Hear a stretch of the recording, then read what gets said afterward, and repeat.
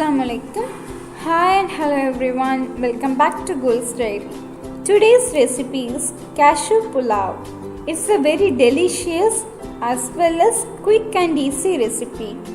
We can make it for lunch or dinner. It's a very light food yet healthy one. It is a perfect vegan dish.